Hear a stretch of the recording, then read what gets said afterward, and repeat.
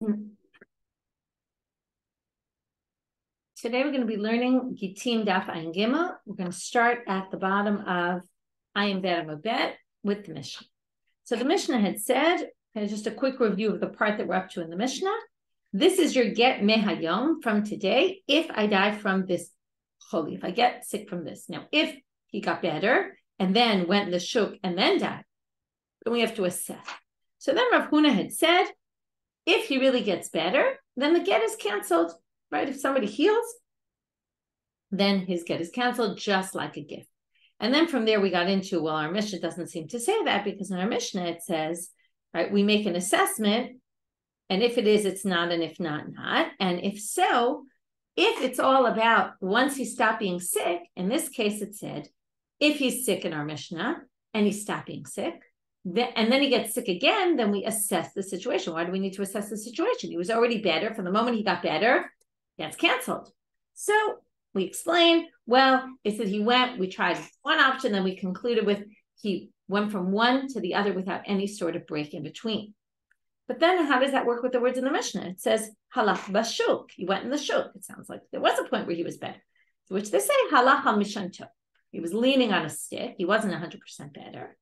And hakamash malan, continuing now into our daf, it was to teach you the halach al-mishanto who to be in an umdana.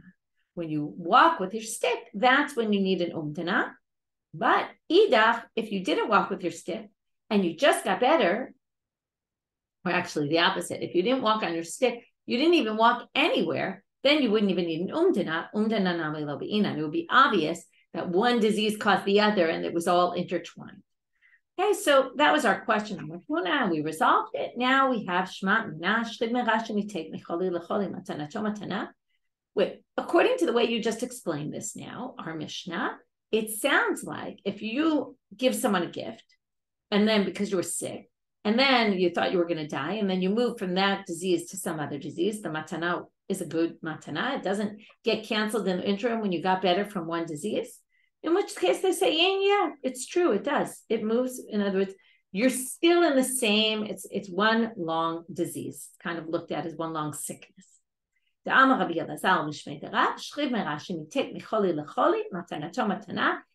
Elazar said in the name of Rav, if you have, he said exactly this, you have a shchid meras, someone on their deathbed that moves from one to the other. If they gave a gift at some point within this whole long, prolonged sickness, it's a good gift. Now, that was all Rav Huna. Rav Huna had said, let's just clarify, and I want to just read Rashi on the previous page on Rav Huna there before we move on. He said, just like a matana, af gito imamad chozel. If you got better from being sick, then the get is not a get. Rashi says here, it's not even if he said, if I die. Obviously, then he gets better. It's not a get. But even the halomet, because he didn't even die. But afilu lo amar imati. Rashi claims that the case Rav Huna is talking about is he didn't even say, if I die. Eliyav lagita stama. He just gave her a get. Okay, without specifying anything. But still, we assume since he was on his deathbed that it was only because he thought he was going to die. Okay, right? We just assume that's the case. And then if he doesn't die, well, then we take back the get. Even if she got the get, it seems. Rabba Virava, okay, the two argued a lot in the beginning of our Masechet, now agree that what? They don't agree with Rav Huna. They think he gave her a get while he was on his deathbed. Doesn't matter that he got better. The get is a get. He gave her the get. It's done. Gzera, so even if he gets better, the get is a get. Gzera shema yuvru yesh get lachar mita. What are we worried about? We're worried that if you say the get is not a get, okay, when he doesn't die, then people are going to say that the get only kicks into play after death, if he were to die. Right? This basically says because you got better, Rav Huna says, the get's not a get, which seems to imply, well, if you actually were still sick and then died, the get would be a good get.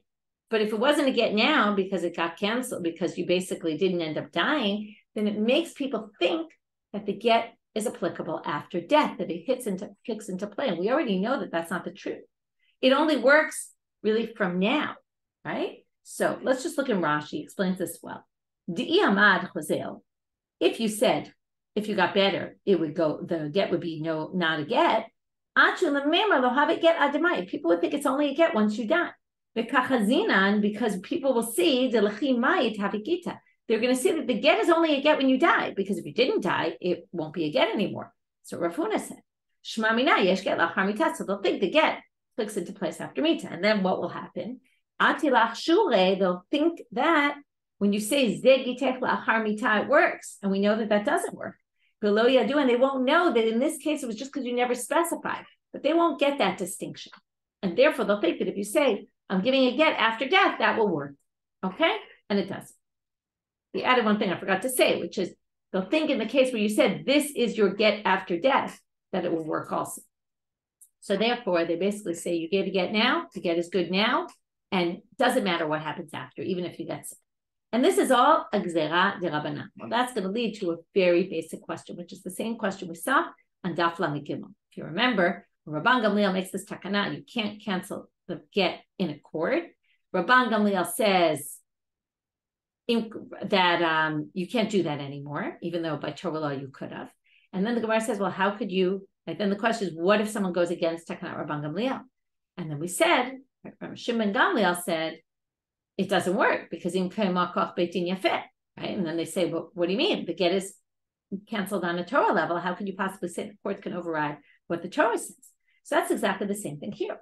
Umi kamidi tamidoraita lo havi Gittin. He clearly only gave her the get because he thought he was going to die, and therefore this is not a get at all. How could you say that on a Torah level this isn't a get? Umishum gzera, and because of this gzera of a rabbi, because they're worried people might confuse and think you can give a get after death. Sharina neshedish la'alma. We're going to say this woman's divorced. She can now go marry anybody she wants.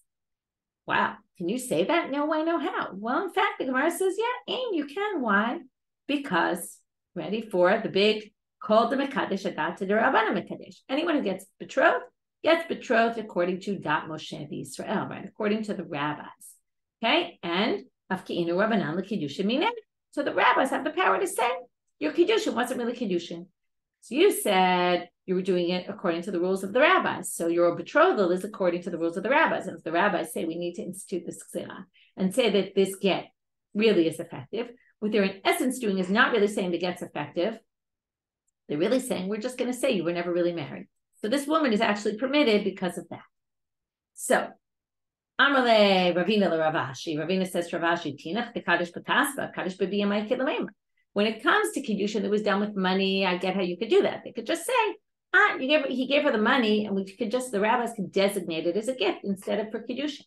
But Kaddish Babiyamai Kilamema, what can you designate the sexual relations that they had when he betrothed her by having sexual relations with her as with the intent to betroth? How can you switch the intent on that? What else could he have been intending?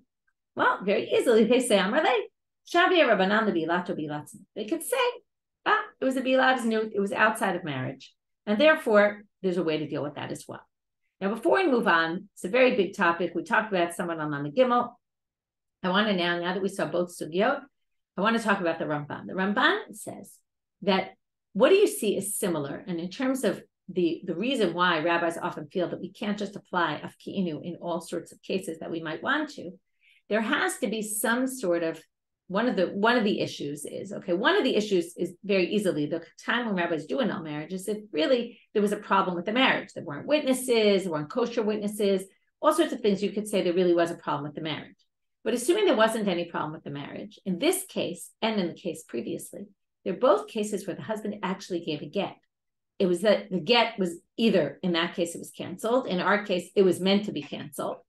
But there was actually a get. So when there's a get, it's easier to say that there's hafka'at kiddushin, right? Maybe the get is problematic or the get should be canceled or was meant to be canceled. But there was actually a get in hand. And that's one of the reasons, right, when they try to figure out when can we use afkiinu, if there's actually a get, it makes it much more easy to do that kind of thing. That's one point I wanted to make. Another point I wanted to make is that also they say that there's some people who say she's actually forbidden to a Kohen. In other words, to what extent are we ignoring the get here? Or not ignoring the get? We're actually, it's sort of an interplay between the fact that we have a get that was canceled connected to an undoing of the marriage. We don't view it as we undo the marriage entirely. It's as if she was never really married. it's as if she was also both not married and at the same time also divorced, and she can't marry a Kohen. So we view it a little bit of both. It's not 100% we're just uprooting the marriage. Okay, it's sort of that there also is somewhat of a get. That sort of connects with the first point the Ramban made. Okay, now we're going to move on. Again, a lot more. You could give probably a whole course on Hafka Kiddushin, going through the 4 sugiyot where it appears in the Gemara. I only quoted 2 of them here today, but there are more cases. One is in Ketubot. I forgot now where the fourth is, but it's very fascinating sugya.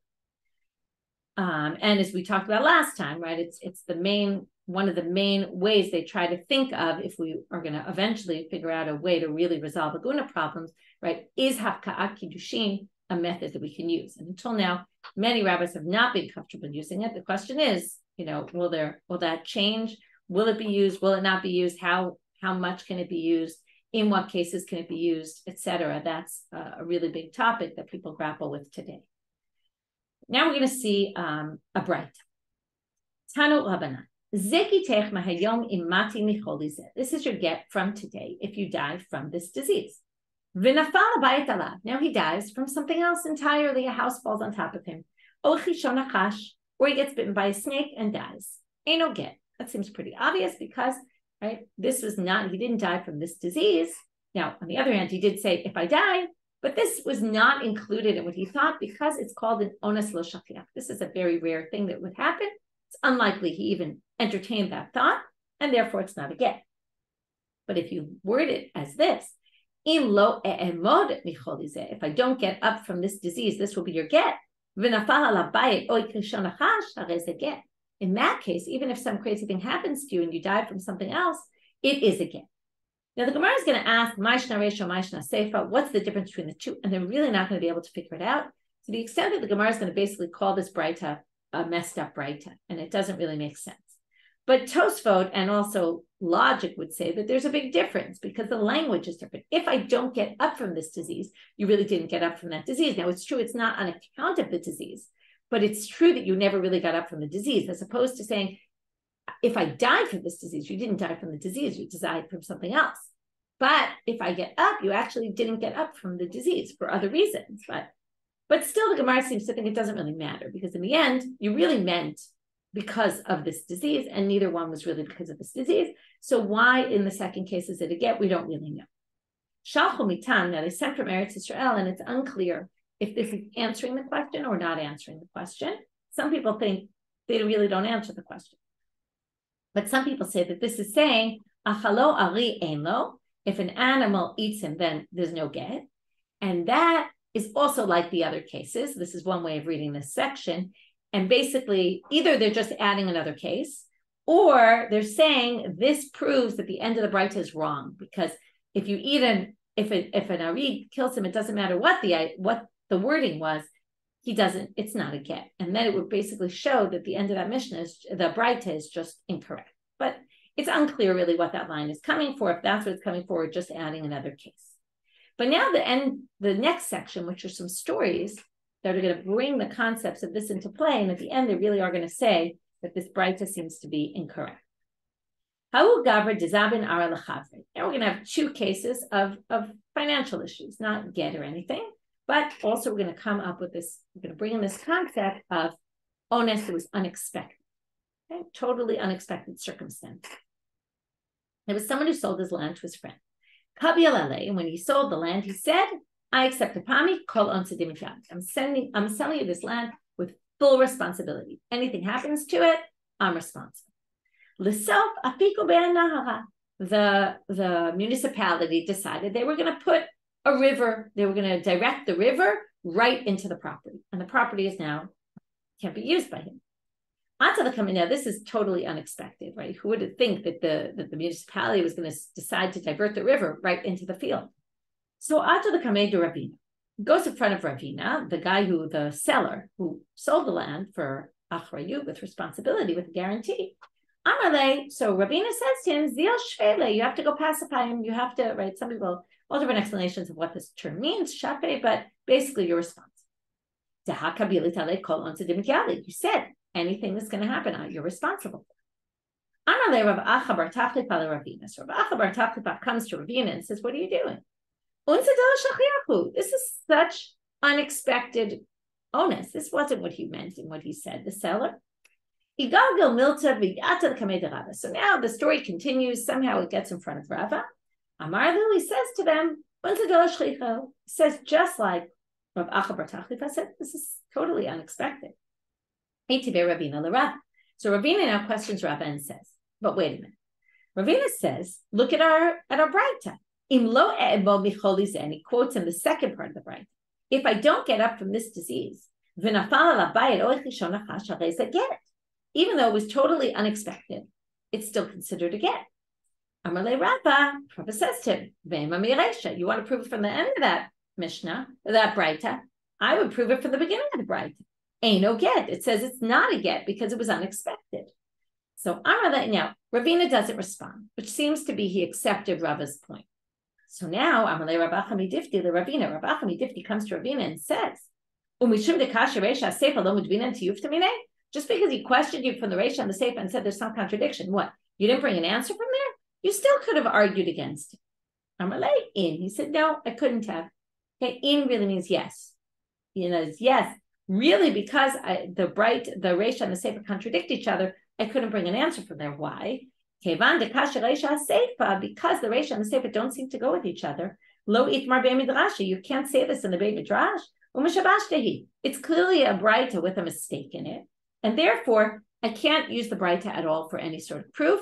Zil batar svara, the only thing I can do is what seems logical. And the truth is, the logic of Rava seemed more right to me than the logic I was suggesting. He had a good point, and therefore I agree in the end that he's not responsible, the seller. Okay, and here what you see is the main point they brought this was to show that the Braita clearly is a mistake. Okay, it doesn't make any sense. Even though, like I said, Tosfot explained it in a way that makes a lot of sense. Rav Papa v'Rav Huna, second story about this. Rav Papa and Rav Huna b'reit Rav Yoshua zavun shum shemei aguda dinahar Malka. Okay, they bought some sesame right on the banks of the river Malka. Agur malache la'aburinu. They hire sailors to take it across.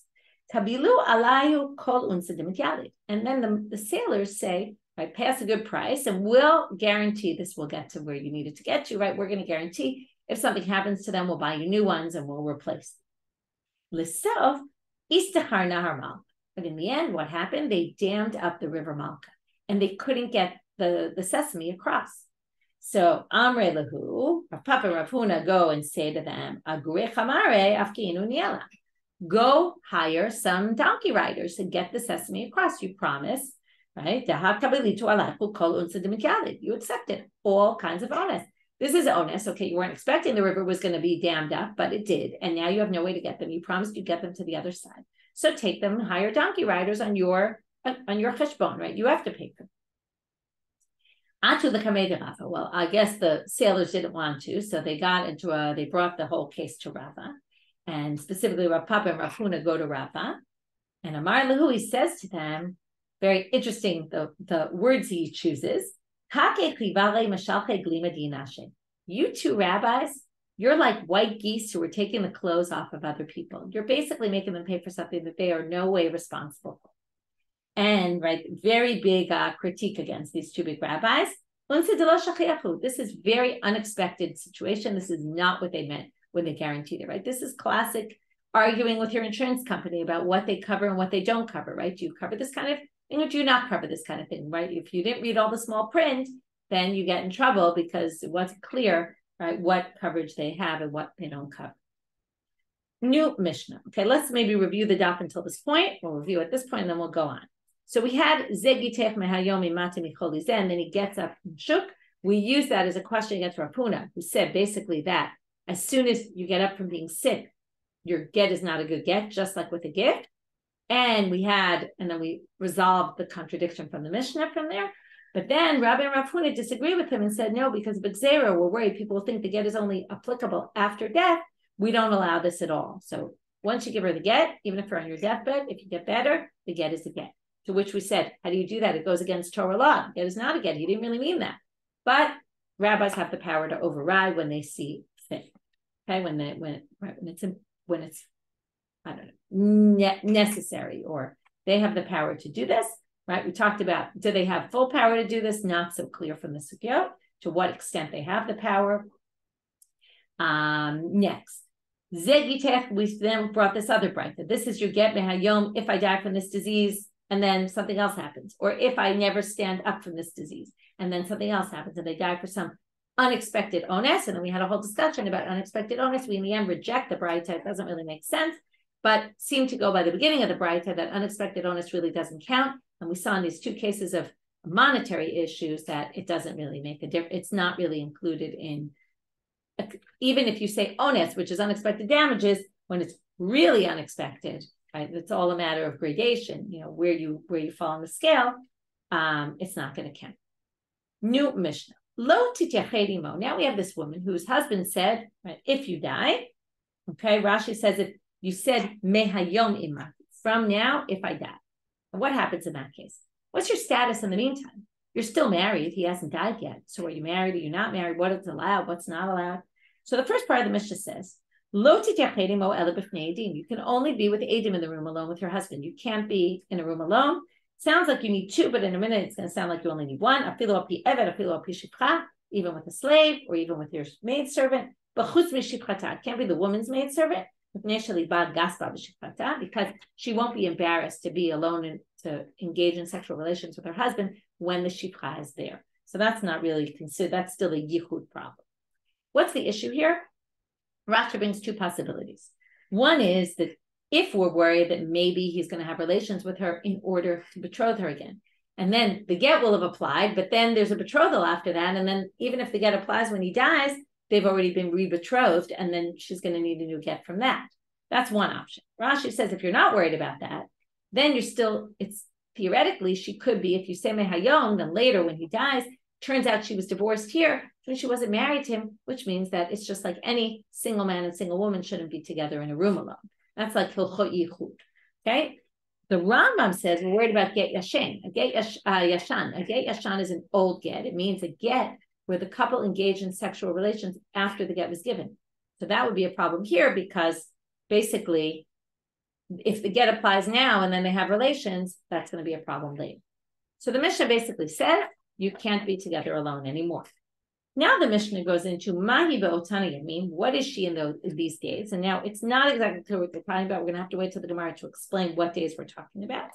It sounds like we're talking about what we just said, which theoretically we kind of just said she's not married. Now neither of these are going to view her as not married, and that's why there's a bit of a problem here. Rabbi Yehuda Omer, she's a full married woman for all intents and purposes, which means a whole bunch of different things, including that if she sleeps with some other man unwittingly, let's say, she has to bring a sin offering because she's really considered a married woman.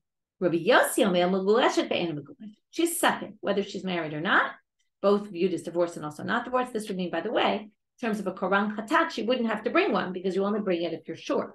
But she wouldn't bring a korban chatat if that were the case. Okay, so now Tanu Rabban. So first we're going to bring a braita, which is going to say, we're not exactly sure what this braita means, and we're going to have three different ways of reading the braita. So I'll read it first and explain it literally, but not really content-wise, because it's not going to make so much sense. We're going to have to see content-wise what this means. As I said, three different possibilities. You see him in this situation where she got this get upon condition, and then, that if I die, and then you see that they were together alone in a room, ba'afela, in a dark place, or she slept by the foot of the bed. You don't worry that, you don't have to be concerned that maybe they have relations and then the get is canceled. If anything, you're worried maybe they engaged in relations for the purposes of snut, prostitution purposes, or something like that. We'll see in a minute, but not mishum kiddushin. You don't have to worry that he re-betrothed her, okay? And therefore, you don't have to need her, you don't have to require her if he dies to get a new get and say she was already divorced from before. Rabbi Yossi ben Rabbi Yehuda disagrees, and he says, Af choshashim mishum kiddushin. You even have to be concerned for kiddushin. Okay, let's remember this word even, which sounds like you can worry maybe it was prostitution, but you also have to worry that maybe it was l'shem kiddushin, in which case you require a get. So my Tamar, what do they tell? Amar Rav Nachman Amar Rabba Avua Hachi Tamar. Rav Nachman says in the name of Rabbi Ravua, this is what we say. Okay, now this is more. First we said he's going to say no. It's really, they saw that they engaged in relations. You see they engaged in relations. Everybody agrees chosheshim mishum kiddushin. You have to worry if they engaged in relations for the purposes of kiddushin, in which case we're going to require another get. But natama ksapim, if he gave her money after they engaged in relations, then chosheshim mishum znut. Then we just assume he hired her as a prostitute. Damrina be'enena natama. He just paid her to do it, and it wasn't for the purposes of kiddushin. Be'en chosheshim mishum kiddushin. The Tanna Kama is concerned for kiddushin only if he didn't pay her money. If he paid her money, then he's not concerned. Rabbi Yossi, Rabbi Yehuda omer, af bezo chosheshim mishum kiddushin. Even in this case, and that's the af, even in the case where she gets money, still we're concerned that maybe it was l'shem kiddushin, because maybe the money was just a gift or something, or spending money he gave her, or I don't know what, but not connected. Now they're going to bring in a Mishnah on Daf Pei Aleph, where there's a machloket between Beit Shammai and Beit Hillel. If you go to Pei Aleph for a minute, Rashi also quotes it on this page, but we'll look at it inside. If you divorce your wife and then you sleep in the same inn, Beit Shammai omrim einat tzricha himenu get sheni. You don't need another get. Beit Hillel omrim tzricha himenu get sheni. You need another get because we're worried that he did it l'shem kiddushin. Beit Shammai is not worried he did it l'shem kiddushin. Okay, so now Rabbi Bar Rav Chana said in the name of Rabbi Yochanan. Okay, we're now going to say according to who. Let's just read the Gemara and then I'll explain. Keman az lahada amar Rabbi Bar Chana Rabbi Yochanan. Rabbi Bar Chana is going to explain in the name of Rabbi Yochanan that in what case that machloket is, and then we're going to try to connect that with our case here. So, what did he say? Machloket Beit Shammai Beit Hillel disagree kishera u'ashenivala. Only if you saw that they actually engaged in relations, in that case, Beit Hillel requires a new kiddushin, a new get, because he's worried you did it l'shem kiddushin. Just because they went into a hotel room together doesn't mean anything happened there. Beit Hillel wouldn't require a get in that case. So now, Kiman, according to our Beit Shammai Beit Hillel, according to our machloket here, who in our machloket fits in? What does our machloket say according to Rav Nachman in the name of Rabbi Ravua? The machloket is only if he gave her money after. But if he didn't give her money after, and they saw shenivala, which is what Rabbi Yochanan says is also happening in that other case. If we saw they engage in relations after the get, which is our case, again, the get hasn't really kicked in yet, but we saw they have relations. It's the same kind of thing. Everybody agrees that we have to worry about kiddushin. So actually, the way Rabbi Yochanan understands Beit Hillel's machloket fits in with both opinions here. Keman kedivrei hakol. Okay, and we're going to basically do this with all three options of this reading this bride. Okay, so we're going to say right now, both of them fit in perfectly with Beit Hillel the way Rabbi Yochanan explained it. Because again, Beit Hillel said we have to worry that there was kiddushin. We have to worry there was kiddushin. Then, right, in a case where you actually saw they had relations, you have to worry there was kiddushin. They both agree here. They only say, only if you gave her money, you wouldn't have to worry, according to Tanna Kama. So now, Matkifla Bai says, wait, but you're saying the whole machloket is only if you gave her money? Well, then the main thing is missing here. Midik sapim katani, it doesn't say money anywhere. So that can't possibly be. Ella, Amar Abai says, I'm going to read the Braita differently. Hachi Kamar, option number 2. Again, Ra'ua Shenivala, the machloket is definitely he saw something happening, not the way it sounded, where Ra'ua Shenit Yachdaimo, just that they were alone. But no, he actually saw they have relations. Hanakama says, you could just assume it was Znut and not Kiddushin. Rabbi Yossi, Rabbi Yehuda, no, you also have to worry that maybe it was Kiddushin. So, Keman Azla, let's go back now to what we just said. According to who does this statement to Amar Rabba Bar Chana Amar Rabbi Yochanan, machloket kisha ra'ua shenivala. The machloket is in this case ra'ua shenivala. Avalo ra'ua shenivala divrei hakol ein tzricha himenu get sheni. But if they didn't see anything, nobody required this get. Keman. So, according to who does Beit Hillel match? Only Rabbi Yossi, Rabbi Yehuda here, because Rabbi Yossi, Rabbi Yehuda says we have to worry about kiddushin. Tanakama didn't say you have to worry about kiddushin. So Beit Hillel there matches the way Rabbi Yochanan understands him, only matches Rabbi Yossi, Rabbi Yehuda. But Matkifla Rabba says, how could you say this is the way to read the Mishnah, the Braita? Im kain my af. The word af makes no sense. What did Rabbi Yossi, Rabbi Yehuda say? You even have to wear Mishum Kiddushin. Now, You only have to worry Mishum Kiddushin. He's saying you need a get. You have to be concerned that there was Kiddushin. It's not, you even have to worry also Znut, also Kiddushin. No. Last time we said even meant, even in this case, when there's money, you have to worry. But the even here makes absolutely no sense. Ela Amar Rabba, so Rabba explains option number 3. Hachi Kamar Rabbi Yossi, Rabbi Yehuda. Hachi Kamar, this is how you should read it. Now, Tanakama stays the same as the previous, as Abai. Tanakama says, you see that there were relations, doesn't matter. You can just assume it was new. Comes Rabbi Yossi, Rabbi Yehuda, and he says the following. Even if, not just he saw there were relations, but even if, lo ra'u hasheni v'ala. In other words, Tanakama said, if you saw the words of relations, you still don't have to worry with Kiddushin. And comes Rabbi Yossi, Rabbi Yehuda, and says, number one, if you saw relations, for sure you have to worry there was Kiddushin. He did it for the purposes of betrothal. Number two, even if you didn't see her, that's the even if you didn't see Sheni Vala, Kiddushin, you have to be concerned there was Kiddushin. Now, according to who does Beit Hillel fit? Beit Hillel said, remember, according to Rabbi Yochanan, they all agree if you didn't see anything, if you didn't see they have relations, you don't have to worry about anything. Now, that's not true here, because Rabbi Yossi, Rabbi Yehuda says you do. And Beit Hillel says you worry about Kiddushin, and Tanakama isn't worried about Kiddushin. So, Kaman az la'adam Rabbi Yochanan, Machlokes kshu u'ashen nevala v'lo ra'u hasheni nevala divrei hakol ein tzricha mimena get. That's just a repeat of what Rabbi Yochanan said. Kiman delo kechad. It doesn't match either opinion. Okay, so we went from the first one matched both of them. The second one only matched Rabbi Yossi, Rabbi Yehuda. This one matches neither. Okay, but it actually makes sense more in terms of the simple reading of the Braita. We didn't have any questions on the language of the Braita matching this opinion. Last section for today. That was a quote from the Mishnah. What is the status of the woman in these days? Rabbi Yehuda says, like a married woman. Rabbi Yossi says she's maybe divorced, maybe married, we don't know.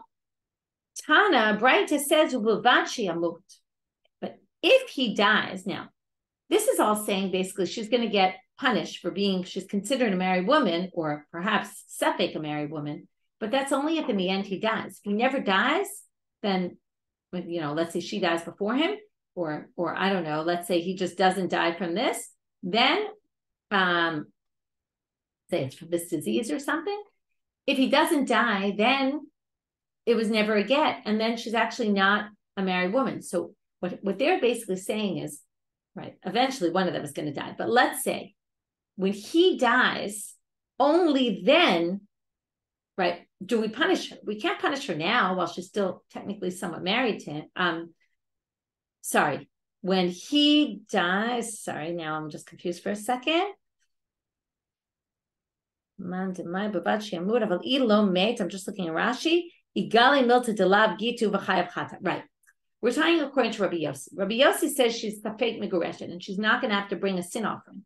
But if he dies, right? If he dies, then she won't have to bring a chatan. But if he doesn't die, she'll have to bring a sin offering because at this point she really is still married. But now we're going to say, so that means that when he dies, it's going to be her get. But you're basically saying it's not a get now. It's only going to be a get after his death. How can you possibly say that? We say ein get la harmita. So basically, this doesn't really work. If you're basically saying, and this is why this was confusing the Mishnah, if you're saying she's a married woman for all intents and purposes, Rabbi Yehuda, and Rabbi Yossi says she's maybe married, maybe not married, that basically indicates, if this is in the classic case, if I die, well, then this indicates that this get is not a get at all until the time he dies. So if that's the case, that doesn't make any sense. There is no get after death. It has to be at some point before his death. So something doesn't jive. To which Amar Rabba says it must be ba'omer me'et shani ba'olam. It must be, he used a different language here. And this is relating to a different language being used, which means from the time right before I die, or at least it could mean that. And that's why this language is confusing already. Then we have this machloket. If you say from the hour before I die or from right before I die, then Rabbi Yehuda is going to say, well, then we just assume right now you're an Eshet Ish, and we can make you obligated in a Korban Chatat because the hour before death hasn't arrived yet. And then it'll be not when he dies, as we said, Tana Bilvad Shiabut, but the hour before he actually dies, basically. And then, well, this is where Rabbi Yossi is going to say, you're kind of in a sefek state, and therefore you're not going to get a chatat for all this, because any time could potentially be hour before death. Okay, and now we're going to get to Tanu Rabbanan. We're going to have a whole big machloket here, what the status is of the woman in those in-between days for other issues as well. We're going to see a whole bunch of different opinions. We'll start this Braita in tomorrow's class. Wishing everybody a great day and a Shabbat Shalom. Oh, wait, let me just do a review. Sorry. We reviewed the first part of the daf. So in the second part of the daf, we saw Lo Tikacheri Mo B'fnei Edim, she can't do Yichud. And then we saw that empire of the Mishnah, which right now we just explained is a whole different case, different language. And then we brought in this Braita because we were talking about the Yichud and that it can't be alone. What if they were alone? And there's a machloket Tanakama and Rabbi Yossi, Rabbi Chanina, but then we explained that the machloket must be in a case where they not only saw they were alone, but somebody saw that they were actually having relations together. And then the question is, what's the concern? Are we worried that there was a kiddushin? Are we not worried? In which case is the machloket if he gave her money? We rejected that explanation. Was the machloket if is it just that we're worried maybe he betrothed her, maybe he slept with her for the purposes of betrothal, or maybe for the purposes of prostitution in general, not just if there was money? Or in the end, we really conclude that it's a matter of Tanakama thinks even if you saw you have relations, you can assume it was nut. And Rabbi Yossi, Rabbi Chanina says it doesn't matter what you saw, what you didn't see. If they were in a room alone together, you have to be concerned for kiddushin, and therefore she's going to have to get a new get. Okay? And then each time we try to connect it with the way Rabbi Yochanan understands this machloket that we'll get to in a few more pages on Daf Pei Aleph, this machloket Beit Shammai Beit Hillel, and who that corresponded to in our understanding of the Braita.